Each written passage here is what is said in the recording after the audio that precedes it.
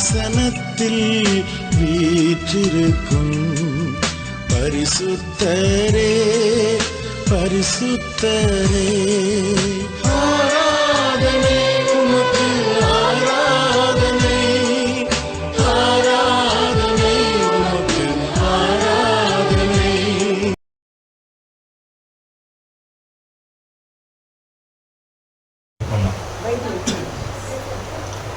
எங்களை நேசிக்கிற அன்பின் பரலோக தந்தையே, ஆசீர்வதிக்கப்பட்ட இந்த ராத்திரி வேலைக்காக நன்றி செலுத்துகிறோம். இத்திரை வேலை காட்க உறங்கமல் தூங்கமல் சொந்தீங்கவா இந்த ராத்திரி வேலை கண்ணோக்கி பாடும் ஆண்டவரை தேவன் எங்களோட கூட பேசும்படியா ஒவ்வொரு வார்த்தையின்படி கிரியை செய்யும்படியா ஜெபிக்கிறோம். ஆண்டவரை ஆரம்பம் முதல் முடிவரைக்கும் தேவன் எங்களோட கூட இருந்து நீ பேசுங்க அப்பா. அப்பா உங்களுடைய பிரச்சனைகளை கேட்கும்படியா நாங்கள் வந்திருக்கிறோம். ஆண்டவரே உங்களுடைய பிரச்சனை எல்லாமே எங்களால் வாய முடியாது தகப்பனே. ஆவியனை சபைக்குள்ள சொல்லுகிறதை காதலோன்னு கேட்க கடவான்னு சொன்னீங்க. இதுக்கு ஆவியனை பேசுகிற ஒவ்வொரு வார்த்தையும் நாங்கள் கேட்கிறோம். ஆண்டவரே உங்க சத்தத்துக்கு நாங்கள் செவி கொடுக்கிறோம் அப்பா. உன் பிரச்சனத்துக்காக நாங்கள் வந்திருக்கிறோம். ஆவியனை நீ பேசுங்க, விடை பெறுங்க. ஒவ்வொரு வார்த்தையை வெறிமா போகக்கூடாது, வெறிமை திரும்பக்கூடாது. அந்த வார்த்தையின்படி கிரியை செய்யுங்க, பலப்படுத்துங்க, பெரிய காரணம் செய்யுங்க. ஏசு கிறிஸ்துவின் நாமத்தினால் ஜெபிக்கிறோம் ஜீவனுள்ள பிதாவே, ஆமென். சரி, கர்த்தருடைய வார்த்தைக்கு நம்ம ஆயத்தமா இருப்போம். எடுத்து வாசிப்போம். வாக்குத்தத்தமுள்ள வசனம் என்னாகமம் புத்தகத்துல 23ஆம் அதிகாரத்துல 22வது வசனத்தை வாசிப்போம். தேவன் அவர்களை எகிப்திலிருந்து புறப்பட பண்ணினார். காண்டாமிருகத்துக்கு ஒத்த பலன் அவர்களுக்கு உண்டு. நம்ம கவனிங்க, இன்றைக்கு நம்ம பார்க்கிற வாக்குத்தத்தம் மூலமா இன்னைக்கு பலத்தை தான் நம்ம பார்க்க போறோம். இந்த காண்டாமிருகத்துக்கு ஒத்த பலன், அந்த 4 பலத்தை நான் குறித்து உங்க மத்தியில சொல்ல போறேன். 4 பலத்தை சொல்ல போறேன். அந்த 4 பலம் எப்படி இருக்கணும் அப்படின்னு சொல்லி 4 ஜெபத்துல தான் வரும். எப்போ ஒரு விஷயம் மட்டும் நான் சொல்றேன், கவனிங்கம்மா. மாம்ச பலம் எப்பவுமே வீழ்ந்துடும். மாம்ச பலம் கடைசி வரைக்கும் நிற்காது. ஆவிக்குரிய பலம் தான் நம்மளுக்கு கடைசி வரைக்கும் நிற்கும். ஏன்னா முடிவு பலம் தான் ஆவிக்குரிய பலம் தான். இந்த மாம்ச பலம் நிரந்தரமானது கிடையாது, அது குறிப்பிட்ட காலம் தான். ஆனால் ஆவி பலம் தான் நிரந்தரமான. எதுக்கு? நம்ம பூமியில வாயிற வரைக்கும் அந்த ஆவிக்குரிய பலம் வேலை செய்யும். பிற்பாடு நம்ம இந்த மண்ணுக்கு போகும்போது அந்த ஆவியானவர் ஒரு காலத்தில் நம்மளை உயிர்ப்பிப்பார். இதுதான் அந்த ஆவியோட பலம். இப்ப இதை சொல்லுகிற ஒரு காரியம் என்னன்னா, முதல்ல தேவன் அவர்களை எகிப்திலிருந்து புறப்பட பண்ணினார். காண்டாமிருகத்துக்கு கொட்ட பலன் அவருக்கு உண்டு. நம்ம கவனிங்க, எகிப்து தேசத்துல அடிமத்தனமா இந்த ஜனங்களுக்கு எப்படி இந்த பலன் வந்தது, அதான் முக்கியமான பாயிண்ட். இப்ப நாம உலகத்தால வாழ்ந்தோம், பாவத்துல வாழ்ந்தோம். இப்ப அடிமத்தனத்தை தூக்கி எடுத்தாரு. இப்ப எனக்கு எப்படி இந்த பலன் பவர் இருக்குது, அதான் முக்கியமான காரியம். அப்ப அந்த பலன் எதனால வருதுன்னு சொன்னா, ஆவியான எனக்குள்ள வந்ததுனாலே இப்ப மாம்ச பலம் இல்ல, ஆவிக்குரிய பலம் எனக்குள்ள இருக்குது. இப்ப 40 நாள் ஜெபத்துல உட்காந்து 3 நாள் சாப்பிடாம இருந்தேன். ஆனா மாம்சம் செத்து போச்சு. ஏன் மாம்சம் செத்து போச்சுன்னா, இப்போ ஒரு நாள் சாப்பிடாம இருந்தா நிலைமை என்ன ஆகும்? நிற்காது. ஆனா ஆவி உள்ள இருக்கிறதுனால, ஆவியான அச்சைவாடி பண்ணிக்கிறனால தான் இப்ப என் மாம்ச பலம் 40 நாள் ஆவியான பலம் தான் எனக்கு பலப்படுத்தினாரு. இப்ப இஸ்ரவேல் ஜனங்களை எகிப்து தேசத்துல புறப்பட பண்ணின போது அவங்களுக்கு எப்படி காண்டாமிருகத்துக்கு கொட்ட பலன் வந்தது அப்படின்னு சொன்னா, அடிமத்தனத்துல இருந்து கர்த்தர் தூக்கி எடுத்தா இனி அவங்க பலத்தினால வரல, கர்த்தரோட பலத்தினால கர்த்தரோட வல்லமையினால தான் அவங்க வந்திருக்கிறாங்க. அதனாலதான் அவங்களுக்கு காண்டாமிருகத்துக்கு கொட்ட பலன் அவருக்கு இருக்குது. இப்ப இந்த பலன் குறித்து சில காரியத்தை நிறைய இருக்கிற ரகசியம். ஆனா ஒரு காரியத்தை நான் சொல்றேன். இப்ப இந்த பலத்தை குறித்து ஒரு கூட்டம் என்ன பண்ணுவாங்க தெரியுமா? நம்மளை பார்த்து தப்பிப்பாங்க, கண்டிப்பா சபிப்பாங்க. அது எப்படி அது நம்ம பலத்தை பார்த்து அவங்க சபிக்கிறாங்க அப்படின்னு சொன்னா, இப்ப காண்டாமிருகத்துக்கு கொட்ட பலன் வந்துச்சு, கர்த்தர் சொன்னாரு. இப்ப அந்த இடத்துல என்ன நடக்குது பாருங்க. அதுல 7ஆம் வசனம் வாசிங்க. அப்பொழுது அவர் தன் வாக்கியத்தை எடுத்து வைத்து மோவாபின் ராஜாவாகிய பாலாக்கை என்ன கேட்க மலைகளில் 6ஆமிலிருந்து வர வைத்து, நீ வந்து எனக்காக யாக்கோபை சபிக்க வேண்டும். நீ வந்து இஸ்ரவேலை வெறுத்துவிட வேண்டும். இப்ப பாலாக்கார நோக்காதான். பாலாக்கார நோக்கம் என்னன்னா, இஸ்ரவேலை காண்டாமிருகத்துக்கு கொட்ட பலன் இருக்குது, அவங்களோட சண்டை போட முடியல. எப்ப அவங்களை சபிக்கணும், அவங்களை சபித்தா நான் தாராளமா சண்டை போடலாம். அப்ப அந்த சபிக்கிறதுக்கு யாரு வேணும் அப்படின்னு சொன்னா, பிள்ளையாம திருக்கட்சி வேணும். பிள்ளையாம சாப்ப பிடிக்கிறான். பிள்ளையாம சொன்ன சாபம் தான், பிள்ளையாம சொன்ன ஆசீர்வாதம் தான். எப்ப இந்த பிள்ளையாம பிடிச்சு கொண்டு வராங்க. பிள்ளையாம கொண்டு வர என்ன பண்றாங்கன்னா, நீ இந்த ஜனங்களை எனக்காக சபிக்க வேண்டும், இந்த ஜனங்களை எனக்காக வெதுக்க வேண்டும், நான் உனக்கு நல்ல ஆட்சி தரேன், வெள்ளி தரம், பொண்ணு தரம், உன்னை கனப்படுத்துறேன் அப்படின்னு எல்லா விஷயங்களும் சொல்றான். இவன் எல்லாத்தையும் கொடுக்கறதுக்கு முன்னாடியே கட்ட ஒரு கண்டிஷன் வச்சார். யாருக்கு தெரியுமா? பிலியாமுக்கு கண்டிஷன் வச்சாரு. என்ன கண்டிஷன் தெரியுமா? அதுல பாருங்க, 2ஆம் அதிகாரத்துல தேவன் சொல்லுகிறார் பாருங்க, 12ஆம் வசனம் வாசிங்க. அதற்கு தேவன், இங்க 11 வாசிங்க. பூமியின் விசாலத்தை மூடின ஜனக்கூட்டம் எகிப்திலிருந்து வந்திருக்கிறது. ஆகையால் நீ வந்து எனக்காக அவர்களை சபிக்க வேண்டும். அப்பொழுது நான் அவர்களோட யுத்தம் பண்ணி ஒருவேளை அவர்களை துரத்தி விடலாம் என்று சொன்னான் என்றான். அதற்கு தேவன் பிலியாமை நோக்கி, நீ அவர்களோடு போக வேண்டாம். யார் சொன்னாங்க பாரு, கவனிங்க. தேவன் சொல்லுகிறார், நீ அவர்களோட கூட போக வேண்டாம். அந்த ஜனங்களை சபிக்கவும் வேண்டாம். அவர்கள் ஆசீர்வதிக்கப்பட்ட ஆமென் சொல்லுங்க எல்லாரும். அப்ப நீங்கள் ஆசீர்வதிக்கப்பட்டவர்கள். உங்களுக்கு காண்டாம இருக்குது, கொத்த பலன் இருக்கிறது. யாரு சபித்தாலும் சாபம் பலிக்காது. அதான் நொட்டுக்கணும் ஒரு உண்மை. கட்ட சொல்லுற ஒரு காரியம். பிலியாம கூப்பிடுறா பாலாக்கு, நீ வா, உனக்கு கடை பத்துறேன், ஆஸ்திகள் தரேன், வெள்ளி தரேன், பொண்ணு தரேன், தங்கம் தரேன், எல்லாத்தையும் கொடுக்கிறேன். எனக்காக அந்த ஜனங்களை நீ சபிக்க வேண்டும். ஒரு கூட்டமா வந்திருக்குது, நீ சபித்த அந்த சாபம் பலிக்குன்னு சொன்னான். ஆனா அவன் கோபத்துக்கு முன்னாடி கர்த்தர் வச்ச கண்டிஷனு, நீ போக கூடாது, அவர்கள் ஆசீர்வதிக்கப்பட்ட ஜனங்கள். அப்ப நான் ஒரு எச்சரிக்கை வச்சா என்ன சொல்றாங்க, ஒரே மாத்திர சொல்லுவாங்க, அவர் சாபம் இருக்கிறாரு, அவர் அடிச்சு சொல்றாரு, அடிச்சா நடக்கத்தான் போறாருன்னா அடிச்சு சொல்ற, வேற ஒண்ணும் இல்லையா? நான் இதுக்கு சாபம் வைக்கணும். சாபம் வச்சா எனக்கு அடி. பிள்ளையாமக்கே இந்த அடி இருக்குது, நீ போகக்கூடாது, அவன் சாபம் வைக்கக்கூடாது, அவன் ஆசீர்வதிக்கப்பட சொன்ன. அப்ப நான் ஏமாத்துறான். நடக்க போற பிரச்சனை உங்களுக்கு எச்சரிக்கை வச்சா அது கீழ் பண்ண ஒருத்தர் சாபம் வைக்கணும்னு சொல்றான். இப்ப பாரு, பிள்ளையாம கட்ட சொல்ற, தேவன் சொன்ன ஒரு எச்சரிக்கை, நீ போகக்கூடாது. பிள்ளையாம மீறி போன்னு இருக்க நிலைமை என்ன சித்தரமா கத்தை வெட்டி போட்டார். கைதுக்கு இல்ல, 2 யோசுவால வர்றான். யோசுவால தான் பிள்ளையாம வெட்டி போட்டுருவான். இதுதான் அது மோசோட கையோ யோசுவால காலத்துல. இதுதான் ஆண்டவர் சொல்றாரு. என்ன சொல்றாரு? காண்டாம இருக்குது, கொட்டம் பலர் இருக்குது, ஆனா அந்த சாபம் பலிக்காது. அப்ப அந்த சாபம் பலிக்க கூடாதுன்னா உன் கையில 2 காரியம் இருக்கணும். அதுதான் முக்கியமான விஷயம். எல்லாருக்கும் உடனே வந்து அப்ப எனக்கு காண்டாம இருக்கு, கொட்ட பலன் இருக்குது, என்ன சாபம் வச்சாலும் பலிக்க, அப்படி இல்லை. 2 காரியம் உன் கையில இருக்கணும். அப்படி இருந்தா அந்த சாபம் பலிக்காது. என்ன காரியம் சொல்ற ஆண்டவர் 23ஆம் அதிகாரத்துல மறுபடியும் 7வது வசனம் ஆச்சுங்க. அப்பொழுது அவன் தன் வாக்கியத்தை எடுத்து வைத்து மோவாபின் ராஜாவாகிய பாலாக்கை கேட்க மலைகளில் உள்ள ஆராமிலே வர வைத்து, நீ வந்து யாக்கோபை சபிக்க வேண்டாம், நீ வந்து இஸ்ரவேலை வெறுத்து விட வேண்டும் என்று சொன்னான் என்று சொல்றான். பாருங்க, இப்போ இந்த இடத்துல தான் கட்ட சொல்றாங்க ஆசீர்வதிக்கப்பட்ட ஜனங்கள். அப்ப அந்த ஆசீர்வாதம்னா அந்த ஜனங்கள் 2 இருக்கணும். என்ன இருக்குன்னு சொல்றாருன்னா, அந்த சொன்ன முக்கியமான ஒரு விஷயம் 21ஆம் வசனம் வாசி. அவர் யாக்கோபிலே அக்கிரமத்தை காண்கிறதும் இல்லை, இஸ்ரவேலிலே குற்றம் பார்க்கிறதும் இல்லை. அவர்களுடைய தேவனுக்கு கட்ட அவர்களோட கூட இருக்கிறார். ராஜாவின் கெம்பிரம் அவர்களுக்குள்ள இருக்கிறது. அப்ப உன் கையில என்ன இருக்கக்கூடாது? அக்கிரமம் இருக்கக்கூடாது. 2வது காரியம் சொல்றாரு, உன் கையில என்ன இருக்கக்கூடாது? குற்றம் இருக்கக்கூடாது. இனி குற்றமே இருக்கக்கூடாது, அக்கிரமே இருக்கக்கூடாது. 2மே இல்லாம என்னத்தா ஜெயம் கம்பீரமாக தேவனுக்கு கர்த்தர் உனக்குள்ள இருக்கும் போது அந்த சாபம் பலிக்காது. ஆமென் சொல்லுங்க. எனக்கு அக்கிரமத்தை வச்சுக்கினே மற்றவங்களை குற்றப்பத்திட்டு கொண்டு எனக்கு பலன் கிட்ட பலகிறேன்னு சொன்னா மாம்ச பலன் தான் கிட்ட உனக்குள்ள ஆவிக்குரிய பலன் கிடையவே கிடையாது. கர்த்தர் எதிர்பார்க்கிற 2 காரியம். அதுதான் சொல்ற, அவர்களோட குற்றம் இல்ல, அக்கிரமம் இல்ல, அவருக்குள்ள தேவனுக்கு கர்த்தர் கெம்பீரமா இருக்கிறாரு. அப்படி இருக்கும் போது நீ சபிக்கிற சாபம் பலிக்காது. நீ கர்த்தர் வெறுக்கவே மாட்டார். அதுதான் பிள்ளையாம ஒரு வார்த்தை சொல்ற. என்ன சொல்ற பாருங்க, அவர் பிள்ளையாம என்ன சொல்ற? 8ஆம் வசனம் வாசிக்கா. தேவன் சபிக்காதவனை நான் சபிப்பது எப்படி? கர்த்தர் வெறுக்காதவனை நான் வெறுப்பது எப்படி? கர்த்தர் சொல்லுகிறாரு. இன்னைக்கு நாம தான் மனுஷனை பார்த்து வெறுக்கிறோம். அவனை பார்த்தாலே எனக்கு பிடிக்கல, அந்த இடத்துல நான் வரவே மாட்டேன். அவனுக்கு எப்போ ஒரு நாள் வர்றான் சாபம் பாரு. ஒரு நாள் அவன் ஏதாவது வை வர. இதுதான் தேவன் வெறுக்காதவனை நீ வெறுப்பது எப்படி? தேவன் சபிக்காதவன் நீ சபிப்பது எப்படி? ஆசீர்வாதம் வந்துச்சு எப்போ? காண்டாம இருக்கிறது கொட்டம் பலன் வந்துச்சு எப்போ? ராஜாவின் கெம்பீரம் உனக்குள்ள இருக்கணும். அப்போ உனக்குள்ள ராஜாவின் கெம்பீரம் இந்த 2 இருக்கக்கூடாது உங்ககிட்ட. முதல்ல முக்கியமான உங்களை அக்கிரமம் வரவே கூடாது. ரெண்டாவது மேல குற்றம் வரவே குற்றம் என்ன தெரியுமா, நீ பண்ற குற்றம் அத்தனை குற்றம் பண்றமா அதே பிரச்சனை தான், அதே பிரச்சனை தான் நம்மளுக்கு. இன்னைக்கு அத்தனை குற்றம் பற்றியே நம்ம பேசிட்டே இருக்கிறோம், அத்தனை கதையே பேசிட்டே இருக்கிறோம், அத்தனை அக்கிரமத்தையே காட்டிக்கிட்டே இருக்கிறோம். அப்ப என்ன ஆகுதுன்னா, ராஜாவின் கெம்பரை எனக்குள்ள இல்ல, இப்ப மாம்ச பலத்தை எனக்குள்ள இருக்குது. அந்த மாம்ச பல ஒன்றத்துக்கு உதவாது, ஒரு நாள் வீண்டு போயிடும்.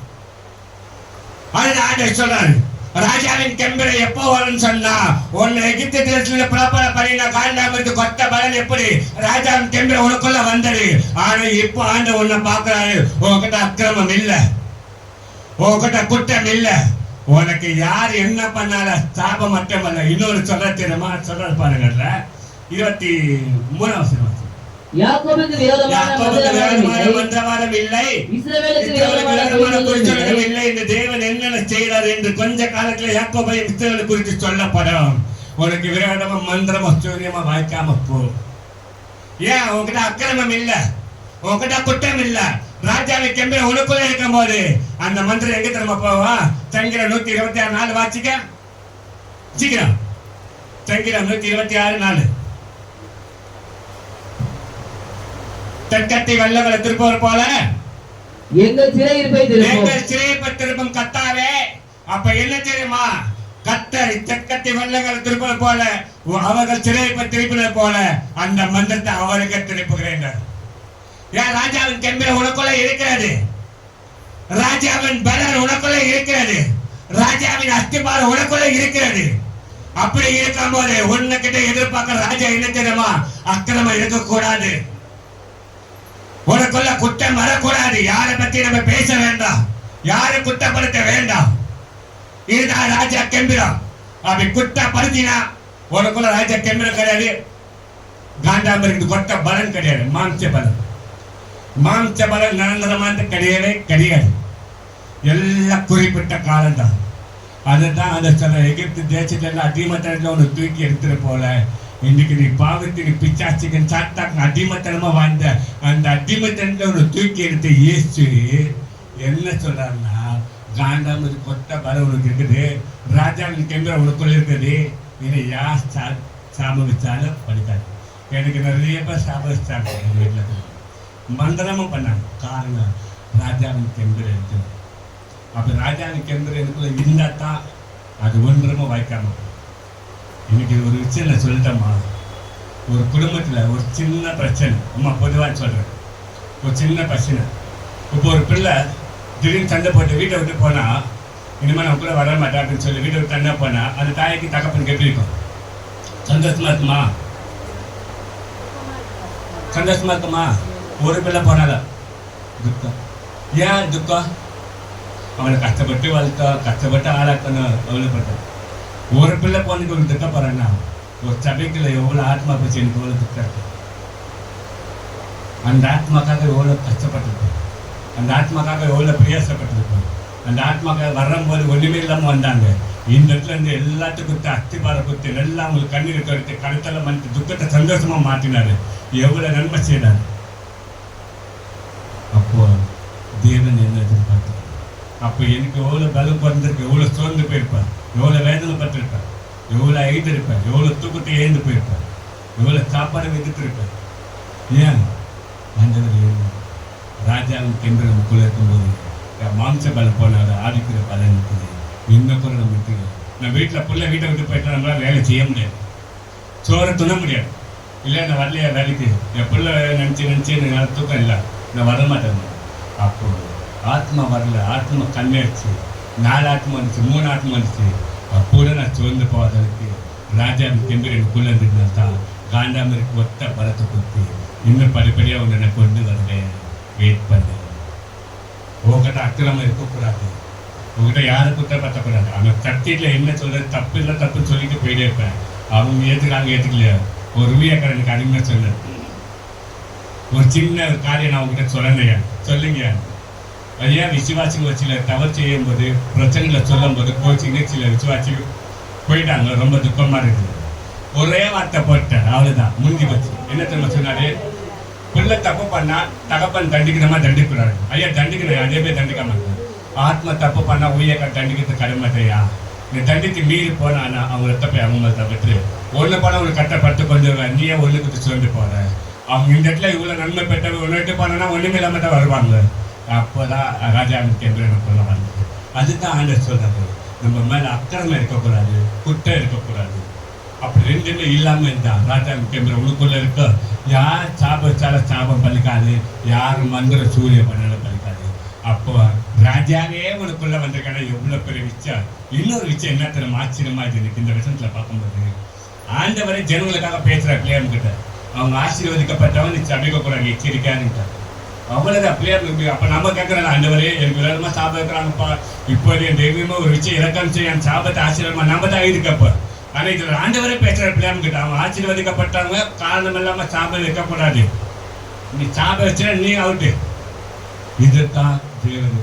அப்ப நம்ம கிட்ட வந்து அக்கிரமம் இருக்கக்கூடாது, யாரும் குற்றப்பட்டார் சபைக்கு யாரும் வரல, அவர் எப்படி பேசுறாரு அப்படி பேசுற சொல்லாதீங்க, விட்டுருங்க. கர்த்தர் எதிர்ச்சிருந்தாலும் அப்போ முதல் காரியம் ஒரு அக்கிரம குற்றம் இல்லைன்னா காண்டாமத்து கொட்ட பலன். ஏன் தெரியுமா, நான் சோர்ந்து போக மாட்டேன். எனக்கு யார் என்ன சொன்னா கவலை இல்லை, காது காக்கிற போல தான் போயிடல, ஏற்கனவே கேட்காது இந்த கேட்காம தான் போய் நிற்கிறேன். அதுக்கப்புறம் நான் கால் பண்ணேன், கேட்குறது அவர் தான், பதில் கொடுத்து அவர் தான், கிரியை செய்வது அவர் தான். நான் ஒன்றுமே பண்ண முடியாது, நான் ஓம மாரி உட்காந்துருக்கணும், கேட்காம இருக்கணும், அவ்வளோதான். அதுதான் அனுசம். அப்போ ஜெயக்கென்ற கொடுக்குறோம். ரெண்டாவது ஒரு பலன், யாருக்கு அந்த பலன் அப்படின்னு சொன்னா நியாயாதிபதி புத்தகத்துல, நியாயாதிபதி புத்தகம் 6ஆம் அதிகாரத்துல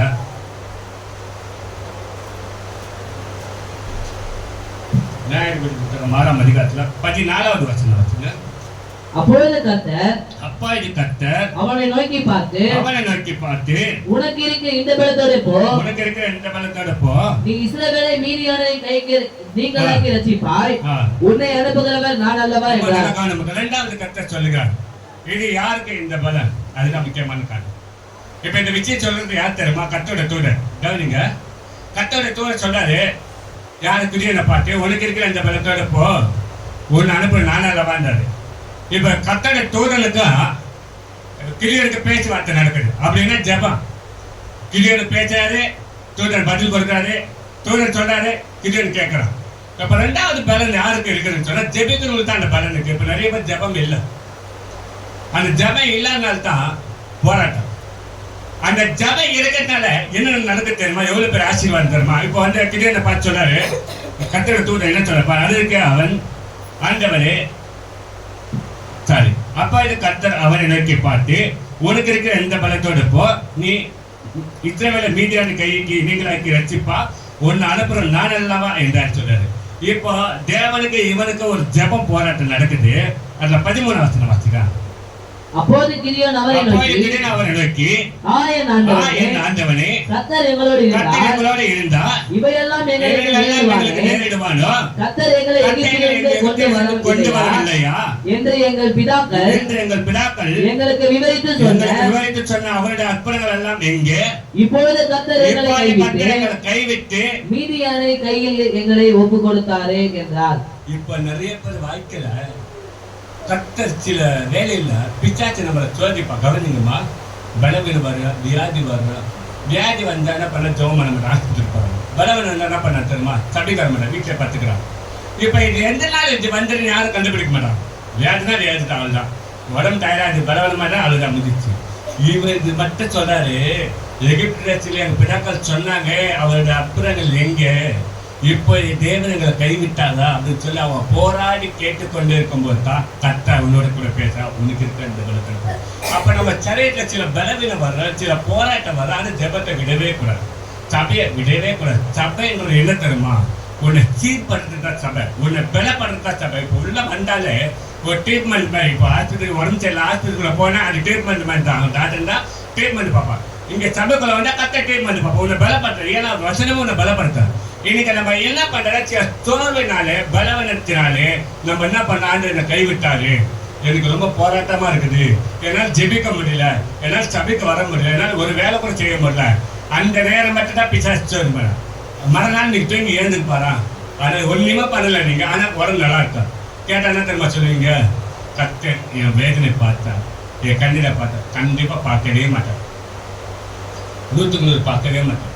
ஜெபிக்காதும் ஒரு மனிதன் எப்படி கட்டை எழுதுவாரு? ஒரு நாள் முடியல, உட்காந்து சோத்திரம் இல்லாமே இல்ல 10 நாள் சோத்திரம் இல்லாமே எதுவுமே செய்யாம எப்படி? அப்போ ஆலயத்துக்கு போற நேரம் ஜெபிக்க வேண்டிய நேரத்துல பிசாசு உன்னை கட்டி வச்சா மறுநாளுக்கு ஆலயம் இல்லை, கூட்டம் இல்லை, அப்போ ஒரு பிரியா ஒரு மாதிரி நீ வேலைக்கு. இப்போ இதுதான் கிரியான்னு சொல்றாரு. எங்கள் கர்த்தர் கைவிட்டாரு, எங்களுக்கு திரு சில பிதாக்கள் சொன்ன அற்புதங்கள் எங்க அவர் கேட்கிறாங்க. இதுக்கு நாம கேட்கிறோமா? அது எங்க வாழ்க்கையில செய்த நன்மைகளை எத்தனையோ நன்மை செஞ்சீங்கப்பா, இன்றைக்கு ஏன் எங்க வாழ்க்கையில நன்மை செய்யல, ஏன் அற்புதம் செய்யல, ஏன் எங்களை கைவிட்டு நம்ம கேட்கிறோமா? இல்லையே, கேட்கறது கிடையாது. ஆனா இந்த திடீர்னு கேட்ட பிறகுதான் அப்பதான் கத்து சொல்றாரு. அவனுக்கு எவ்வளவு பலவீனம் தெரியுமா, எவ்வளவு போராட்டம் தெரியுமா, திடீர்னுக்கு எவ்வளவு போராட்டம் தெரியுமா?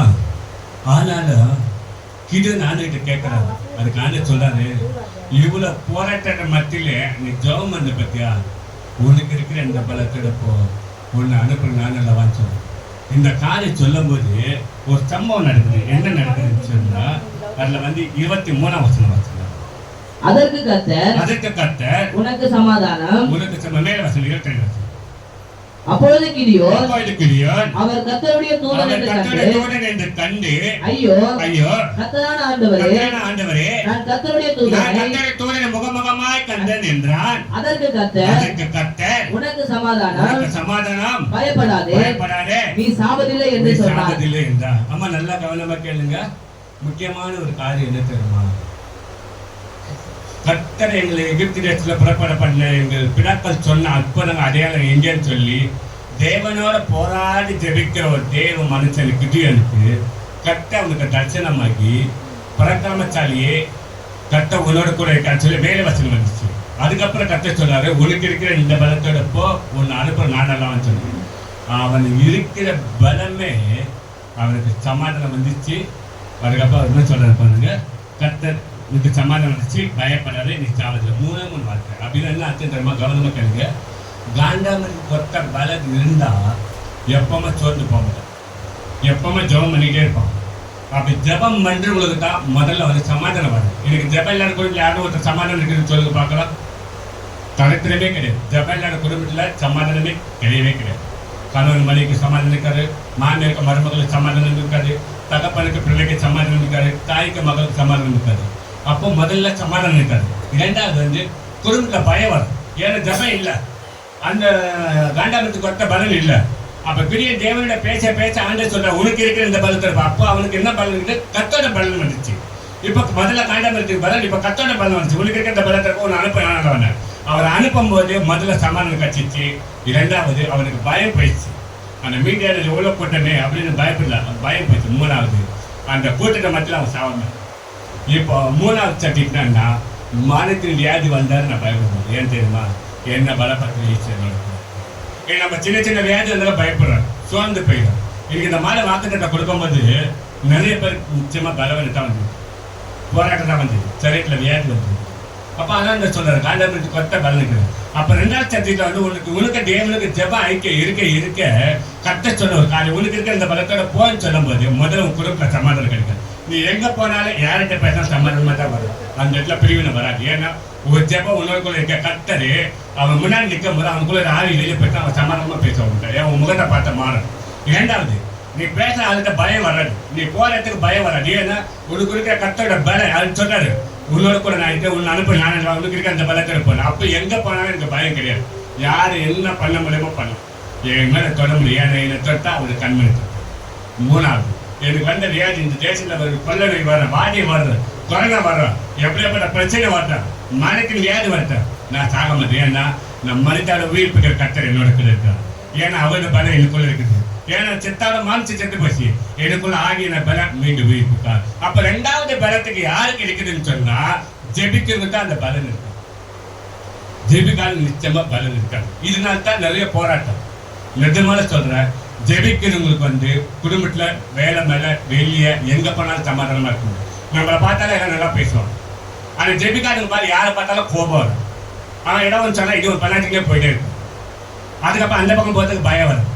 அதுக்கப்புறம் ஏதாவது ஒரு பிரச்சனை இருந்தால் அதுக்கு இன்னொரு பயம் வந்துடும். நான் செத்துருவோம் பழகிட்டு இவங்க சொல்லி என்னை சாவிச்சிருவாங்க, இவங்க சொல்லியே உயிரை வாங்கிடுவாங்க. இதே நம்ம சொல்லி நம்மளே பயம் வந்துடும். அப்போ ஜெபம் இருந்தா உங்களுக்கு சமாதானம் வரும். ஜெபம் இருந்தா உனக்குள்ள பயப்பட ஜெபம் இருந்தா மரணமே உன்னை சேதப்படுத்தும். அப்ப ரெண்டாவது ஜெபம் என்னன்னா, தேவனுக்கு உனக்கு ஜெபம் ஐக்கியண்டா அவரோட பலம் உனக்கு வந்துச்சுன்னா போதும், கவலையே பட தேவையில்லை. நீ எந்த குறித்த கவலைப்பட தேவையில்லை. எனக்கு நிறைய பேர் ஜெபமே இல்லை, அதான் ரொம்ப வருத்தமா இருக்கு. இப்போ பிள்ளைங்களுக்கு ஜெபம் சொல்லிக் கொடுக்க மாட்டேங்க. பிள்ளைங்களுக்கு பார்த்தா எக்ஸாம் படி படி படி படி படி படி படி படி படி. இந்த படி படின்னு சொன்னா அந்த காலகட்டத்தில் ஒரு படி நெல், 2 படி நெல், ஒரு படி வேர்க்கலை, 2 படி வேர்க்கலை. நாங்க சொன்னா கொத்தனை கேட்டா 1 படியா 2 படியா 3 படியா 4 படியான்னு கேட்பான். இதெல்லாம் எல்லாத்துலயும் படி வருது. இன்னைக்கு பசங்களை அப்படிதான் பண்ற, படி படி படி படின்ற. அந்த பச்சைகளை தேவனுக்கு பயனுக்கு உறவு இருக்குதா இல்லையா நம்ம ஆராய்ந்து பார்க்கணும். சிறு பிள்ளைகளும் தேவனோட உறவு வைத்தாங்கன்னா அவங்க வளர வாலிபர்ல தேவன் அவங்களுக்கு இருக்கிற பலமா பயங்கரமா இருக்கும். யாரும் தொட முடியாது. அவங்கள பார்த்தாலும் பயமா இருக்குது. அவங்கள அவ்வளோ பவராக நிற்கிறது. ஏன் உனக்கு இருக்கிற பலத்தோடு போ, உன்னை அனுப்ப நானும். அதுக்காக 2வது பலம் கத்தர். முதல்ல பலம் காண்டாம இருக்குன்னு சொன்னார். 2வது பலம் கத்தர்ன்றார். 3வது ஒரு பலன் இருக்குது, எடுத்து வாசிப்போம். 3வது பலன் வந்து 2 கொரிந்தியர் புத்தகத்துல ஏசாயா தீர்க்கதரிசி புத்தகம்,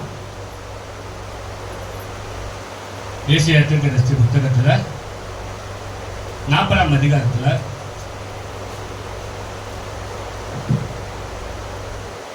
ஏசாயா தீர்க்கதரிசி 40ஆம் அதிகாரத்துல 31வது வசனம். கர்த்தருக்கு காத்திருக்கிறவர்களுக்கு புது பலன் அடைந்து கழுகுகளைப் போல சட்டைகளை அடிக்க எழும்புவார்கள். அவர்கள் ஓடினாலும் இடைப்படையாக நடந்தாலும் சோர்ந்து போவார்கள். இப்போ அந்த கர்த்தரோட பலன் இது என்ன? கர்த்தருக்கு காத்திருக்கிற பலன். யார் கர்த்தருக்காக காத்திருக்காங்க? அதுதான் முக்கியமான காரணம். இப்போ முதல் பலன் வந்து நம்ம பார்த்தோமா, காண்டமிருக்கு கொப்பன் பலன் அப்படின்ற. காண்டமிருக்கு பலன் இருந்தா உங்ககிட்ட அக்கிரமம் இருக்கக்கூடாது, குற்றம் இருக்கக்கூடாது. அது முதல்ல. 2வது உனக்கு ஜெபம் இருந்தா, கர்த்தருக்கு உனக்கு ஜெபம் இருந்துச்சுன்னா உனக்கு இந்த பலத்தை போகணும், அனுப்ப நான் நல்லவன். 3வது யார் காத்திருக்கிறது தெரியுமா? அதுதான் காத்திருக்கிறேன்னா, ஒரு காரியத்தை நம்ம கேட்கறோம்னா ஆண்டுகிட்ட அது வந்து காத்திருக்க, வெயிட் பண்ண, அவசரப்படக்கூடாது. எந்த காரியம் செய்தாலும் சரி, என்ன ஒரு விசேஷமா இருந்தாலும் சரி, ஏதாவது ஒரு காரியத்தை நம்ம முடிவு பண்ண போறோம் அப்படின்னாலும் சரி, காத்திருக்கணும். அதுதான் முக்கியமான காரணம். இந்த காத்திருக்கெல்லாமே இருக்காங்க பத்தி, அதுதான் பெரிய பிரச்சனை.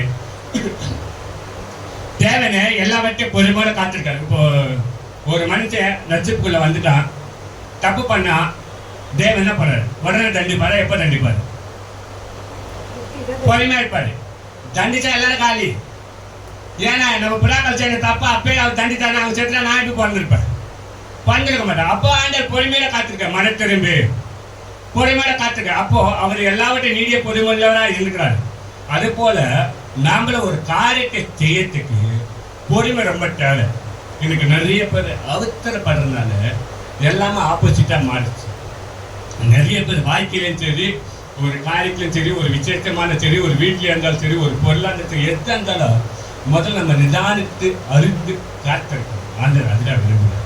நிறைய பேருக்கு நான் ஒரு சில இதுலலாம் ஊர்லலாம் போய் ஜெபம் பண்ணிட்டேன். ஜெபம் பண்ணிருக்கும்போது கையில் பணம் ரெடி பண்ணாமல் அவசரப்பட்ட வீடை கட்டுறாங்க. வீடை கட்டி அவன் என்ன பண்ணாமல் வீடை கட்டிட்டு அவன் பார்த்து ஒரு 2 தளம் போட்டு, ஒரு தளம் 2 தளம் போட்டு வச்சுன்னு சொன்னாங்க. அப்படியே நினைச்சு இன்னும் வீடு வந்து முடிக்கல, பேசிங்க, அதுக்காக ஜெபம் பண்ணுங்க அப்படின்னு. அப்போ நான் எப்படி ஜெபம் பண்ணுறதுன்னு கேட்டேன். நீ 2 கட்டிட்டே அதுக்கப்புறம் ஜெபம் பண்ணா எப்படி கட்ட கிரியை செய்வாரு? நீங்க முதல்ல கட்டுறதுக்கு முன்னாடி பைபிள் தெளிவா ஒரு வார்த்தை சொல்லு. என்ன சொல்லுன்னா, ஒரு வீடு கட்ட தொடங்கினா கணக்கு பார்க்க கடமான். இதெல்லாம் வாங்க இவ்வளவு செலவாக, இத்தனை மாதிரி வீடா, இத்தனை தடமா அப்படின்னு சொல்லி கணக்கை பார்த்து அவன் செய்வான். கணக்கை பார்க்காம செய்தா அது பாதியில நின்னா எல்லாரும் பரியாசமான அவங்க அவமானம் இல்லை. அதுதான் பைபிளே தெளிவா சொல்லிச்சு. இப்போ அந்த குடும்பம் சொல்றாங்க, நாங்கள் ஒரு தளம் போட்டு 2வது தளம் வந்து இன்னும் பினிச்சிங் பண்ணல, இன்னும் வந்து வேலை முடிக்கல பார்த்தா, அதுக்காக ஜெபம் பண்ணுங்க. அம்மா நீங்க வீடு கட்டுறதுக்கு முன்னாடி தேவன்கிட்ட கேட்டீங்க இல்லையா? இல்லை. இல்லை ஒரு நாள் உபவாசம் போட்டீங்க இல்லையா? இல்லைன்னு ஜெபம் பண்ணுங்க. ஜெபம் பண்ண எப்படி ஜெபம் பண்ண? அந்த வேலையை நாங்கள் வீடு கட்ட போறோம், ஆசீர்வாதம். எப்படி ஆசீர்வதிப்போம்? எப்படி ஆசீர்வதிப்போம்? இப்போ அந்த வீடு பிரச்சனை மேலே பிரச்சனை வந்துச்சு. 2 வருஷமா கட்டாம இருக்குதான். 2 வருஷமா கட்டாம. அப்போ ஒரு பைபிள் தெளிவா சொல்லுதுன்னா, ஒரு வீடு வெறுமை ஜோதியமா இருந்தா அதுக்குள்ள ஆவி உலாவிட்டு, ஆவிதான் உலாவிட்டு, வேற யாரும் இருக்க முடியாது. அதுதான் ஒரு காரியம் நம்ம என்ன செஞ்சாலும் சரி, அது வீடா இருக்கலாம், இல்ல ஒரு திருமண வாழ்க்கையா இருக்கலாம், இல்ல ஒரு வீட்டு விசேஷமா இருக்கலாம், அதை செய்யும் போது காத்திருக்கணும். அது முக்கியமா காத்திருக்க என்ன தேவைன்னா முதல்ல ஜெபம் தேவை. அந்த ஜெபம் போக போக தேவன் திட்டமா இல்லையா அவர் செலக்ஷன் பண்ணுவார். அவர் முடிவு பண்ற வரைக்கும் நம்ம காத்துங்க தான் அந்த காரியம் நிறைவேற்றப்படும். அது முடிவு பண்ணாம அவசரப்பட்டமா எல்லாமே ஆப்போசிட்டாக. உதாரணமா வாக்கிய விஷயோட எனக்குள்ள ஆண்டவர் உணர்த்தினாரு, வேண்டாம்னு ஆண்டவர் சொன்னாரு. நான் ஆண்டவர் வார்த்தையை வச்சுட்டு ஊழியக்கார வார்த்தை கேட்டேன், அவங்க கேட்டேன். கட்சியில் பார்த்தா 2 பேர் வாயில போய் வச்சு கத்தரை வாக்கு மாறு. அப்போ உணர்ந்து நானே நான் கற்றுக்கொண்டேன். ஏன்னா காத்திருக்காம போயிட்டேன், அவசரப்பட்டேன். அதான் ஆண்டு சொல்ல எல்லாவற்றையும் பொறுமையோட காத்திருக்கணும். நம்ம எவ்வளோ அவசரப்படுறோமோ அவ்வளோ எல்லாமே ஆப்போசிட்டாக போகும். ஏன்னா இது நம்ம பூமியில வாழ்த்துறது பூமிக்குரிய காரிய ஆசீர்வாதத்தை மட்டும் தான் பார்க்கறதால பரலோகம் என்ன திட்டம் வச்சிருக்குது, பரலோகம் என்ன சொல்றது யாருமே காத்திருக்கட்டே. இப்போ ஒரு காக்கா இருக்குது. காக்கா ஓரளவுக்கு தான் மேலே பறக்கும், கைகோ அதுக்கு மேலே பறக்கும். அப்போ கைகோட பலன் எவ்வளோ உயரத்தில் பறக்குதோ அவ்வளோ உயரத்தில் உன்னை உயர்த்தி ஆசீர்வதிப்பார். அது இருக்க காத்து அவ்வளோ உயர்த்தி உன்னை ஆசீர்வதிப்பா. உதாரணமாக நான் சொல்கிறேன், நம்ம வீட்டில் ஜெபக்கு நடத்துக்கு முன்னாடி நான் 2 வருஷம் ஊழிய செஞ்சு வெளியே வந்த பிறகு வீட்டில் கூட்டம் நடத்துறதுக்கு முன்னாடி ஒரு ஓப்பன் மீட்டிங் போட்டேன். 30 நாள் பாட்சிங் போட்டு ஆண்டுகிட்ட ஒரு வார்த்தை கேட்டேன், ஒரு வார்த்தை தான் கேட்டேன். இந்த வருஷம் 30 நாள் பாட்சிக்கு நான் மாற்றி ஓட்டேரி சபையில் போய் ஒரு ஜோம் பண்ண ரொம்ப கஷ்டமாக இது நடந்து போட்டு பாட்சிங் கூட நடந்து டயராகுது. ஜிதஸ்டாலுக்கு போனேன், அங்கேயே டயராகுது. அடுத்த வருஷம் 40 நாள் பாஸ்டிங் பண்ணும்போது எனக்கு ஒரு இடம் கொடுக்கணும், நான் அங்கேயே தங்கி ஜெபிப்பேன், வீட்டில் வரமாட்டேன். வீட்டில் சமையல் பண்ணால் வாசனை வந்துன்னு சொன்னேன்.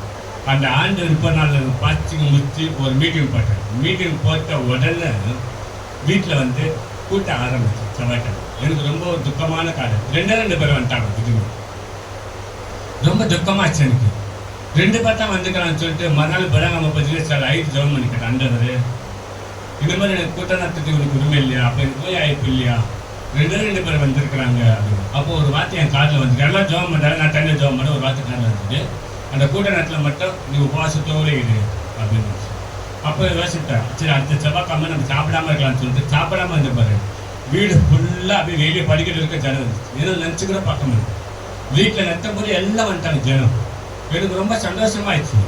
அதுக்கப்புறம் என்ன பண்ணா, சரி வீட்டில் கூட்டம் நடத்தும் போது மிஷினை வாஷிங் மிஷின் தூக்கி வெளியே வைக்கணும், குர்ஜியை தூக்கி வெளியே வைக்கணும், எல்லாத்துக்கும் வெளியே வச்சு துணி போட்ட மூடணும், பீரை மூடணும், ஸ்லாப்பை மூடணும், வீட்டை பெருக்கணும், எல்லாத்தையும் காலி பண்ணணும். திருப்பி 1.5 வட்ட கூட்டம் போது திருப்பி எல்லாத்தையும் ஏதோ ரொம்ப நொந்து போயிட்டேன். இதை நொந்து கொஞ்சம் கொஞ்சமாக பாட அனுபவிக்கும் போது கர்த்தர் வேதனை பார்த்து பொறுமையோட காத்துன்னு சொன்ன. அப்போ தான் 3 பேர் சொன்னாங்க, அப்பா எங்கள் வீட்டுக்கு மேலே வீடு கட்டாங்க, நீங்கள் நட்டுறீங்களா அப்படின்னு. ஆனால் 3 பேர் சொன்னவாருங்க. 3 பேருக்கு ஜெபம் பண்ண கர்த்தர் இந்த இடத்த எப்படி தரமா காட்டினாரு, ஓலைப்பட்ட மாரி காட்டினாரு. ஓலைப்பட்ட மாரி காட்டினதுக்கு தான் அதுக்கப்புறம் தான் தெரிஞ்சிச்சு. ஒரு வீரக்காரருக்கு சொன்னேன், ஐயா இந்த மாதிரி நான் ஜெபம் பண்ணேன், 3 பேர் சொன்னாங்க, அந்த 3 பேரில் ஜெபம் பண்ணேன். ஆனால் ஒருத்தருக்கு வீடு காட்டினாங்க. கர்த்தரை எங்கே காட்டுறதா அங்கே போனேன். ஆனால் இங்கே வரும்போது எனக்கு தெரியல, வந்தவருக்கு தான் தெரியும். ஏன் தெரியுமா, கைகு போல எல்லாம் சுற்றி சட்டில் நம்ம சாப்பிட உயர்ந்துட்டு சுற்றி பிள்ளைகளுக்கு எல்லா சட்டில காட்டில் நம்ம சாப்பிட உயர்ந்த மாதிரி இருக்குது. ஏன்னா அதுதான் கைக போல உள்ள உயர்ந்த இடத்துல வைப்பேன். அப்போ அவ்வளோ நேரம் காத்திருந்த மாதிரி இதுதான் கர்த்தர் நம்மளுக்கு இலவசமாக கொடுத்தாங்க. இப்போ நிறைய பண்ணிட்டு கேட்டாங்க, எவ்வளோ வாடகை, எவ்வளோ லீஸு, எவ்வளோ கரண்ட் கொடுத்தாங்க, எப்படியா கொடுத்தாங்க. பொறுமையோடு காத்திருக்க தேடி போகிறேன்.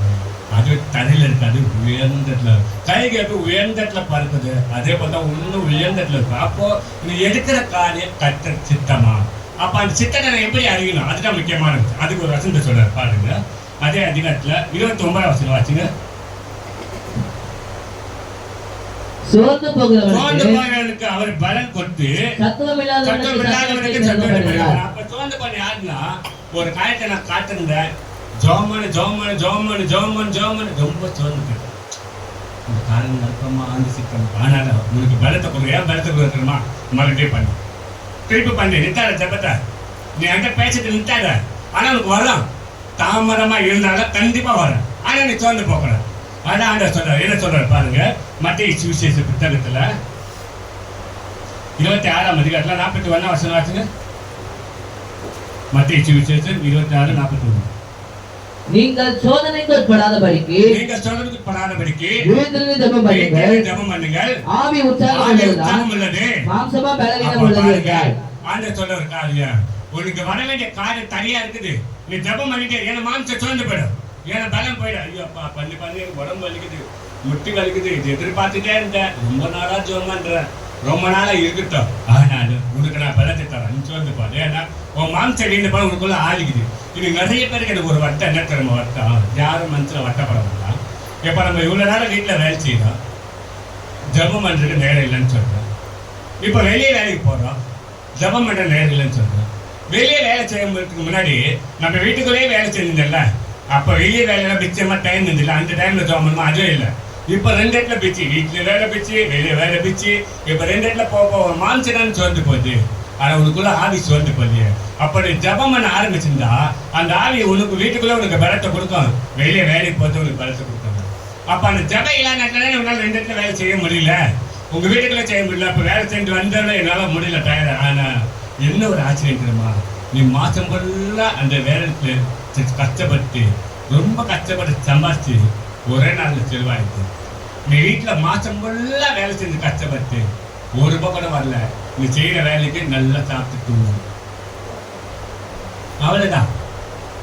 ஏன்னா நீ வேலை எல்லாம் உனக்கு ஆகாரம் யாரு கொடுப்பாங்க, பக்கத்து வீட்டுல கொடுப்பாங்க, நீ தானே செஞ்சு சாப்பிடலாம். அப்ப மாசம் ஃபுல்லா நீ செஞ்சு சாப்பிட்டு தூங்குட்டு, அப்ப வெளியே போய் வேலை செஞ்சு சம்பாதிச்சா அது மாசம் ஃபுல்லா சம்பாதிச்சு ஒரே நாள் காலியா விட்டு, அப்ப 2 மாம்ச பலம் எப்படி தாங்கும்? அப்போ உனக்கு ஆவி பலன் இருக்குதுல்ல, ஒரு நாள் ஆண்டு ஜபம் எடுத்தானே, அந்த 1 மணி நேரம் ஜபமே 12 மணி நேரம் உன்னை பாதுகாக்குமே. வீட்டுல ஒரு 4 மணி நேரம் பாதுகாக்க பலத்தை கொடுக்க வேலை செய்ய, வெளியே ஒரு 8 மணி நேரம் வேலை செய்ய பலத்தை கொடுக்க, அப்ப 12 மணி நேரம் ஆச்சு. அப்போ 1 மணி நேரம் ஞாபகம் கொடுத்துக்கிட்டா போறமே, அப்போ உன் காரியம் நடக்குமே. சரி இந்த மாசம் சம்பளம் வாங்கலாம், நான் இதை எடுக்கலாம், இதை வாங்கலாம், இதை செய்யலாம், கொஞ்சம் காசு சேர்த்து வைக்கலாம், நிறைய நல்லதான் எல்லாமே செய்யுது. ஏன்னா உன் குடும்பத்துக்கு தேவைக்கு அதை செய்யற நினைக்கிற கரெக்டு. ஆனா அது கர்த்தர் கையில இருக்கணும், நம்ம கையில இருக்கக்கூடாது. நம்ம கையில இந்த நேரத்தில் மாதிரி நான் கஷ்டப்பட்டு சம்பாதிச்சுவாங்க, நான் வந்தாலும் போச்சு, நான் தான் கஷ்டப்பட்டு வாங்கினேன், நான் கஷ்டப்பட்டு சம்பாதிச்சேன், நான் சொன்னாலும் எல்லாமே அவுட் ஆயிடுச்சு. அதுல ஒரு வசனத்தை சொல்றாரு பாருங்க, உபாகமம் புத்தகத்துல அதுல ஆண்டு ரொம்ப அருமையா சொல்றாரு இந்த வசனத்தை. உபாகமம் புத்தகத்துல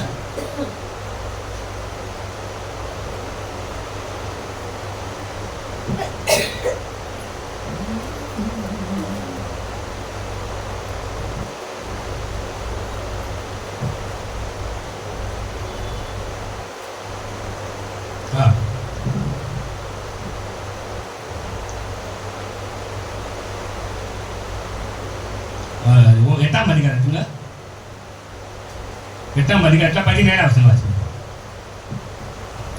என் சாமர்த்தியமும் என் கை பலனும் இந்த ஐஸ்வர்யத்தை எனக்கு சம்பாதிக்க நின்று நீ உன் இதயத்தில் சொல்லிக் கொள்ளாமலும் உன் இதயத்துல சொல்லக்கூடாது, நான் தான் கஷ்டப்பட்டு வான்னு சொல்லக்கூடாது. இது என்ன சொல்றாரு பாருங்க, இருக்க எச்சரிக்கையா இருந்து எச்சரிக்கையாரு. என் இதயத்துல சொல்லக்கூடாது நான் கஷ்டப்பட்டு வாங்கினேன், நான் கஷ்டப்பட்டு சம்பாதிச்சேன்னு சொல்லக்கூடாது. அதனால தான் கட்ட உள்ள 1 மணி நேரம் ஜபம் பண்ண சொன்னா, இன்னைக்கு நான் ஜபம் பண்ணேன், நான் ஜபத்தோட போனேன், அந்த வேலை செஞ்சேன், இந்த வேலை செஞ்சேன், நான் நினைச்சது கர்த்தர் எனக்கு வாங்கி கொடுத்தாரு.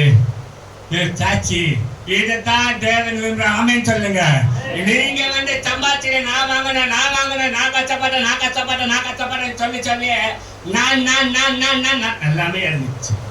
கடைசியா நான் சொன்னோன்னே அதுல வாங்கின போர்ல அவுட் ஆயிடுச்சு, நான் சொன்னோன்னே 8 திட்டமா அவுட் ஆயிடுச்சு, நான் சொன்னோன்னே கட்சியில வேலை பாதிப்பாயிடுச்சு. அதுதான் ஆண்டே சொல்றாரு. அப்ப நீ எதை கேட்டாலும் எது எதிர்பார்த்தாலும் காத்துறேன்றாரு, காத்துரு. ஆனா நீ அதுக்கு ஜபத்தை கிடையாது, எனக்கு சோர்ந்து போற கத்த தெரியும். இப்ப நீ சோர்ந்து போகும்போது உனக்கு சப்போர்ட் பண்ணதான் கத்தர் உனக்குள்ள இருக்காரு. எதுக்காகனா உன் மாம்ச பலனமா இருக்குமா, உனக்குள்ள ஆதியை ஊத்துக்கிற அந்த ஆதியில உனக்கு பலப்படுத்துவார். அந்த ஆதியை பலப்படுத்தினா நம்ம ஜெபிக்க முடியும். இப்ப நம்ம ஜெபிக்க நீ என்ன ஆசைப்படுறிய நிச்சயமா அது ஆண்டு நிறைவேற்று. ஏன் தெரியுமா, என் பிள்ளைகள் அதிகமா என் கூட பேச அவங்க படுற பாடு கஷ்டம்லாம் அது கேட்ட மாதிரி கஷ்ட கிழிச்சுவேன். வீட்டில் வந்து இந்த வாடகை வீட்டில் இருக்கும்போது ரொம்ப கஷ்டப்பட்டேன். என்ன கஷ்டப்பட்டேன்னா, 5ஆவது தெருவில் ரொம்ப பெரிய தலைவலியாச்சு. மோட்டர் போடுறேன்னு சொல்லிட்டு கிட்டத்தட்ட ஒரு 6 மாசமா மோட்டரை போடல.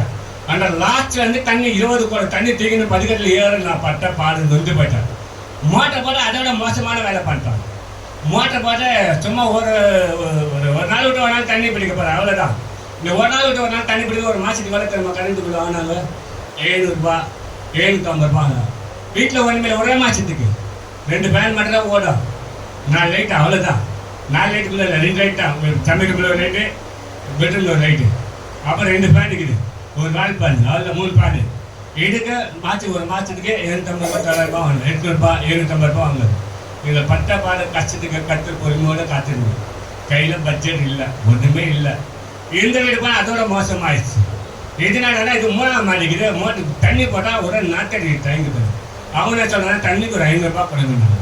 தண்ணிக்கு எதுக்கு 500 ரூபா கேட்குறாங்க? சரி விடு, நல்ல தண்ணி தான் கொடுக்குறாங்களே, டெய்லியும் தண்ணி யூஸ் பண்ணிட்டு நம்ம யூஸ் பண்ணலாம், டெய்லியில் கால் பண்ணலான்னு பார்த்தா தொடர்ந்து கப்பு நாட்டடிக்குது தண்ணி. பார்த்தா போர் தண்ணியாக கொடுத்துருக்காங்க, பாய தண்ணி இல்லை, மெட்ரோ வாட்டர் இல்லையா, போர் தண்ணி. என்ன பண்ணுறது, எனக்கு ரொம்ப நொந்து போயிட்டார். அதுக்கப்புறம் நான் சொன்னேன், எனக்கு தண்ணியே வேண்டாம், எனக்கு தண்ணி காசு தர மாட்டாங்க. கொஞ்சம் பொறுமையோடு காத்திருந்தது. தேவன் ஒரு மோட்ரு போட்டு அதுக்கப்புறம் துணி கையில் துவைச்சி துணியை கஷ்டத்தை பார்த்தாரு. ஒரு வாஷிங் மிஷின் வாங்கிட்டார். என்ன வாஷிங் மிஷின்? நம்ம ஆட்டோமேட்டிக் வாஷிங் மிஷின். நானும் அழிச்செல்லாம் கூடாது, எனக்கு முடியாதான்றது, அதுவே அழிச்சுன்னு அப்படின்னு சொல்லி ஆட்டோமேட்டிக். அப்புறம் பார்த்தா வீட்டில் இது மாதிரி பயங்கரமான கலர் லைட்லாம் போட்டு பயங்கரமான லைட்டு, வீடு ஃபுல்லாக லைட்டு, வாஷிங் மிஷின், டெய்லியில் மோட்டர், ஒரு நாள் விடாமல் மோட்டர் போடுவோம்.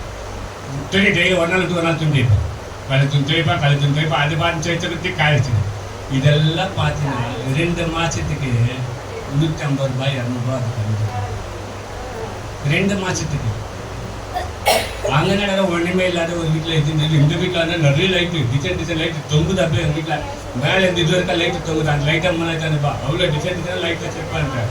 ஃபுல்லாக லைட்டு, ஃபேனு, எதுவும் ஃபேனு, மொத்தம் 4 ஃபேனு, வெளியே ஒரு ஃபேனு, வீட்டில் 2 சீலிங் ஃபேனு, ஒரு வால் ஃபேனு, அனல் ஃபேன், ஒரு 5 ஃபேனு, லைட்டு நிறைய லைட்டு, டெய்லியும் மோட்ரு, அதுக்கப்புறம் இது வாஷிங் மிஷின் எல்லாம். இன்னும் அந்த சித்தமாக இருந்தால் கொடுப்பாரு, ஃப்ரிட்ஜு கொடுப்பாரு. ஃப்ரிட்ஜு வாங்கி வேஸ்ட்டு தான்.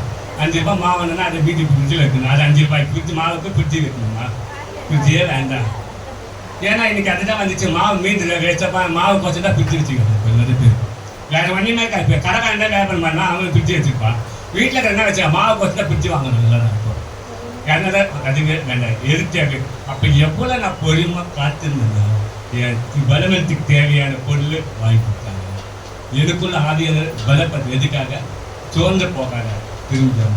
இப்போ இதெல்லாம் கொடுத்துட்டல, நீ மறுபடியும் சோர்ந்து போனா எல்லாமே ரிப்பேர் ஆக்கிடுவோம். ஏன் இப்போ மோட்டர் ரிப்பேர் ஆச்சுன்னா அது எங்கே தண்ணி கீழேருந்து போய் 4ஆம் மாடிக்குன்னு வரணும். எங்கே இப்போ நம்ம அவசரம் நம்ம வீடு கீழே என்ன இங்கே தூக்கின்னு வந்த வீடு, இதுதான் எங்கள் வீடு. 3 வீடுக்கு கீழே அங்கேருந்து ஆற்றிங்களா ஒரு படம் ஏறினால போதும், கீழே ஊந்துடும், முட்டிலாம் கீழே ஊந்துடும், துக்கத்துலாம் வந்துடும். அதுதான் ஆண்டு சொல்றாரு, நீ கேட்ட பொருளெல்லாம் நான் உனக்கு கொடுத்துட்டேன், ஆனால் உனக்கு என்ன தேவை எல்லாம் செஞ்சுட்டேன், அது சோர்ந்து போ. அப்போ நிஜம். அப்போ நம்ம தேவை என்னன்னா உயர்ந்தத்துல வைக்கணும். கைக்கு போட உன்னை உயர்த்துவேன், ஒரு தேவையை சொல்லிட்டேன், அது காத்துரு. அதுக்காக ஜெபத்தை ஒருவேளை அந்த சித்தையில் பல இது இல்லை அவள் சித்தர்கிட்ட இல்லை, நாம காராய்ச்சிக்கூடாது. நம்ம சொல்லணும், அது ஆப்போசிட்டாக கட்ட மாட்டார். அவருக்கு விருப்பம்னா வேற ஒரு காரியத்தை செய்வார். ஆனால் நம்ம ஜெபத்தை எப்பவுமே விட.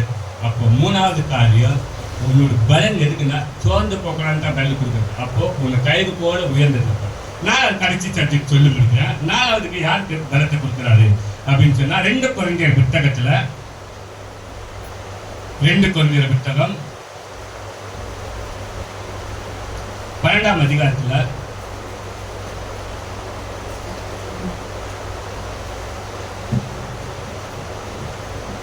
12ஆம் அதிகாரத்துல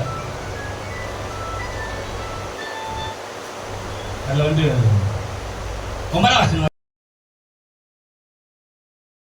என் கிருபை உனக்கு போதும், பலவீனத்திலே என் பலம் பூரணமாய் விளங்கும் என்றார். ஆகையால் கிறிஸ்துவின் வல்லமை என் மேல் தங்கும்படி என் பலவீனங்களை குறித்து நான் மிகவும் சந்தோஷமாய் மேன்மை பாராட்டுவேன்.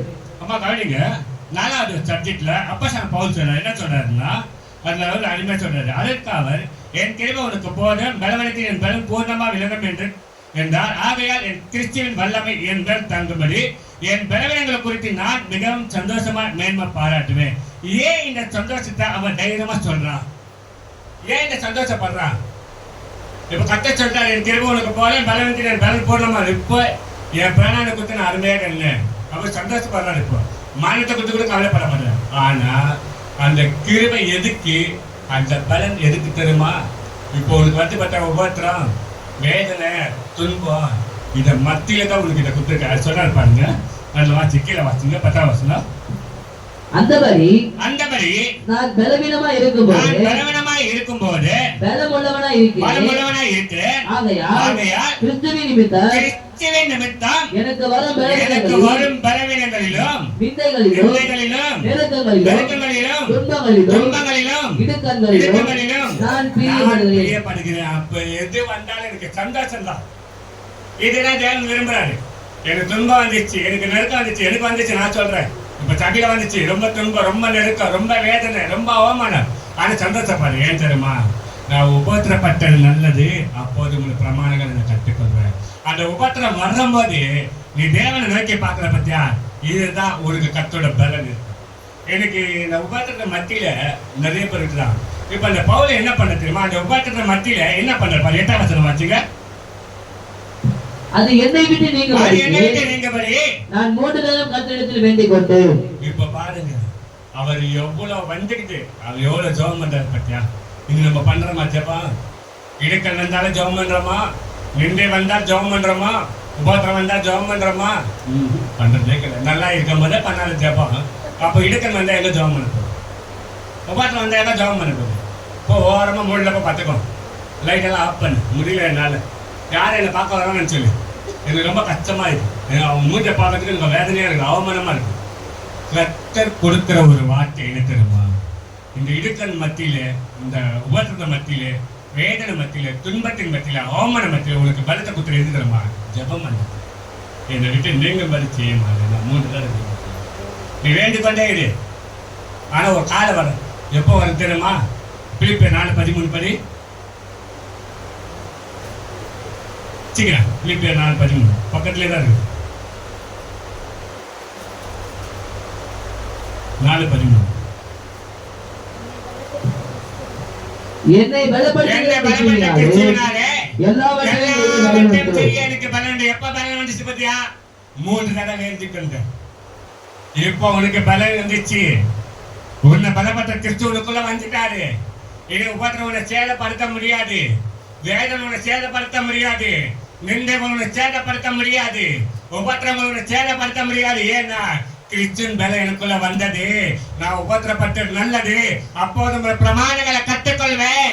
இப்போ கர்த்தர் சொல்லுற அப்போஸ்தலர் பவுல் சொல்றாரு, என்ன பலப்பட்ட கிறிஸ்துவினாலே எல்லாவற்றையும் செய்ய எனக்கு பலன் உண்டு. எப்ப பலன் வந்து தெரியுமா? நான் ஜெபம் பண்ண பண்ண பண்ண பண்ண எனக்குள்ள பலன் வந்தது. இது நிறைய பேர் ஜெபமே இல்லை. முதல்ல தான் கர்த்தர் ஜெபம் பண்ண பிள்ளைங்கிட்ட பேசுறாரு. இது ஜனங்கள் ஆசீர்வதிக்கப்பட்டார். நீ அவங்களை தவிக்க கூடாது, அவன் வெறுக்க கூடாது. மீதி 3 இடத்துல நாம தான் ஜெபம் பண்ணணும். 3 இடத்துல நம்ம ஜெபம் தான் வரும். எனக்கு ஜெபமே இல்லை. உபத்திரம் வந்தாலும் சோர்ந்து போகல. இப்போ எனக்கு உபத்திரம் வந்துச்சு, ஐயோ நினைச்சு கூட பார்க்கல. ஒவ்வொரு உபத்திரமே வெளியே தலை காட்ட முடியாம நம்ம நினைப்போம். ஆனா கர்த்தர் என் தலை தான் வெளியே காட்ட வைக்கிற தவிர எதுக்கு தலையை ஒருத்தவங்களும் இன்னும் பார்க்கவே இல்லை. ஏன்னா காணாம போயிடும். எதிர்க்குங்க, எதிரியா இருக்குங்க, தலையை ஒரு நாள் கூட என்னை பார்க்க விடவே இல்லை. ஆனா என் தலை மட்டும் நிமிர்ந்து நல்லா பேசுறாரு. புரியுமா? நான் வரும்போதே போஸ்டர் பேப்பர் படிப்பேன். என்னை யார் பார்த்தாலும் சோதனை பண்ணிட்டு போயிட்டு இருப்பாங்க. ஆனா எதிர்ப்பு வந்தவங்க, எதிர்த்தவங்க யாரும் மூஞ்ச பார்க்காதவங்க கர்த்தர் வச்சிருக்காரு. அவங்க பார்க்காதவங்க தான் என்ன வச்சிருக்காரு. ஏன் தெரியுமா? இதுதான் உபத்திரம் மத்தியில யாரும் உன்னை உபத்திரப்பட்டால உன்னை பார்க்கறதுக்கு கட்ட விட மாட்டாங்க. ஆனா நீ தலை குனிந்து போவது. ஏன் தெரியுமா? உன்னை நிமிர்ந்து நடக்க பண்ண தேவதை கர்த்தர் நான் என்று. நீ தலை குனிந்து வெட்கப்பட்டு போவது. நீ வெட்கப்பட்ட இடத்துல கர்த்தர் உன்னை உயர்த்துக்கிறார். நீ சோர்ந்து போ. அப்ப 4வது காரியம், நீ 3 தடவை ஜெபம் பண்ணு. 3 தடவை எப்படியா ஜெபம் பண்ணுறது? காலையில் தான் சேர்ந்து ஜெபம் பண்ணு. 5 மணிக்கு ஒரு 1/2 மணி நேரம் ஜெபம் பண்ணு, 1 மணி நேரம் ஜெபம் பண்ணுங்க. லஞ்ச் டைம் வேலை டைம் இல்லை, 1/2 hour ஜெபம் பண்ணுங்க. அதை நைட்டில் தூங்கும்போது 1/2 hour ஜெபம் பண்ணுங்க. சிறப்பு தேவன் சந்தோஷப்படுங்க. அந்த ஜெபமே உன்னை பலப்படுத்தும். எத்தனை நிந்தைகள், உபத்திரங்கள், வேதனைகள், அவமானங்கள், பிரச்சனைகள் வந்தாலும் உன்னை சேதப்படுத்துறது. ஏன் தெரியுமா? அவர் உனக்குள்ள இருக்கிறார். என்ன பலப்படுத்துற கிறிஸ்துவினாலே எல்லாவற்றையும் செய்யும். அப்ப என்ன பலப்படுத்துற யாரு? கிறிஸ்து எனக்குள்ள இருக்கிறாரு. கிறிஸ்து எனக்குள்ள இருக்கிறாரு, நான் பலப்படுத்துறாரு. கிறிஸ்து இல்லைன்னா என்னால் பலப்படுத்த முடியும். அப்ப 4வது காரியம், எல்லாரும் ஜெபம் நல்லா பண்ண ஆரம்பிச்சு. ஜெபம் இல்லாத வாய்க்கு வேஸ்ட், இருட்டா தான் இருக்கும். ஜெபம் இல்லாத வாய்க்கு இருட்டா இருக்கும். எப்பவுமே ஜெபம் எதிர்பார்த்துட்டா இருக்காங்க. அதனால தான் அந்த 4வது காரியம் நம்ம ஜெபம். ஜெபம் இல்லைன்னா நிச்சயமாக உன் வாழ்க்கையில் போராட்டப்படும். அப்போ சில பவுலாத்தான் இருந்தார். அந்த வாழ்க்கையில் எவ்வளவு போராட்டம் வந்தாலும் அந்த ஜெபம் லாபமான அனைத்தையுமே நான் நஷ்டம் என்று கருதுகிறேன். எனக்கு லாபமான அனைத்தையுமே நான் நஷ்டம் என்று கருதுகிறேன். ஏற்று ராஜாவே இந்த வேலைக்காக மகிழ்ச்சியுடன் நான் ஓடுகிறேன். ஏற்று ராஜாவே இந்த வேலைக்காக மகிழ்ச்சியுடன் நான் ஓடுகிறேன். எத்தனை நாளிதழ்கள் வந்தாலும் விசுவாசத்திலே நிலைத்திருப்பேன். எனக்கு எத்தனை நாளிதழ்கள் வந்தாலும் விசுவாசத்திலே நிலைத்திருப்பேன். எனக்காக அப்பா நியமித்த இந்த பாதையிலே நான் ஓடுகிறேன். எனக்காக அப்பா நியமித்த இந்த பாதையிலே நான் ஓடுகிறேன். அல்லேலூயா, அல்லேலூயா, ஆமென். அல்லேலூயா, அல்லேலூயா. என் மனவாளன் இயேசு ராஜாவே, நான் காணவே வாஞ்சிக்கிறேன். என் மனவாளன் இயேசு ராஜாவே, நான் காணவே வாஞ்சிக்கிறேன். என் ஆசையெல்லாம் என் இயேசுதானே, அவர் பன்முகம்தான் நான் பார்க்கணுமே. என் ஆசையெல்லாம் என் இயேசுதானே, அவர் பன்முகம்தான் நான் பார்க்கணுமே. அல்லேலூயா, அல்லேலூயா, ஆமென். அல்லேலூயா, அல்லேலூயா. அல்லேலூயா, அல்லேலூயா, ஆமென். அல்லேலூயா, அல்லேலூயா. பரமாயப்பி பந்தய பொருள்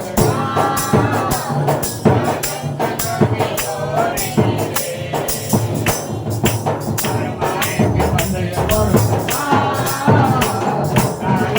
நோக்கி ஓடுகிறேன். ஓடுகிறேன், நான் ஓடுகிறேன். எதற்காக ஓடுகிறேன்.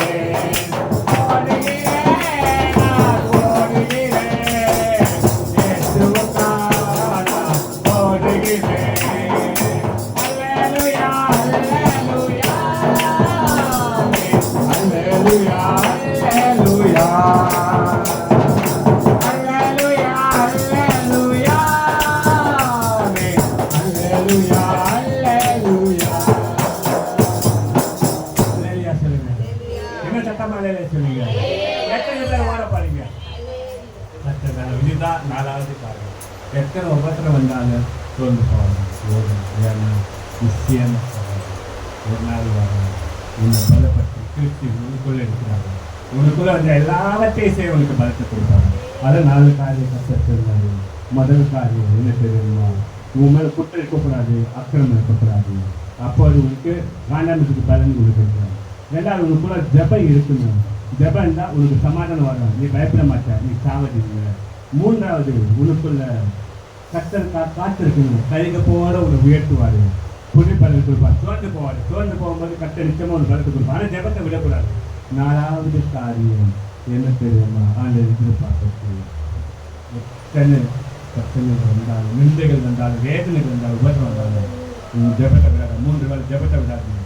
உன்னை பலப்பட்ட கிறிஸ்து உன்னோட கத்தர் தாமே உன் வாக்கு கொடுப்பாராக. இப்போ